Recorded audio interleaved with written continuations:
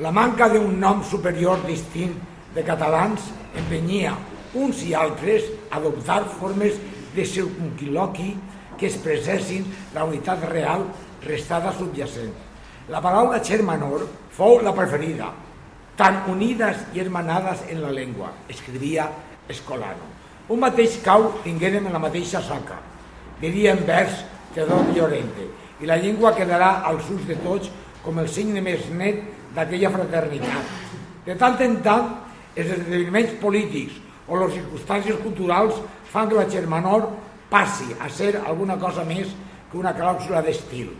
Però la Xermanor, així mateixa, quedava refredada per la divergència de trajectòries que caracteritza a partir d'un cert moment aquests grans fragments de la societat catalana.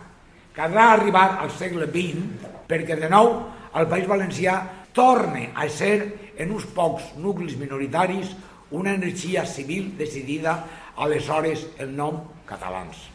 És acceptat amb la mentalitat primitiva que pot ser per una punta d'excitació il·lusionada.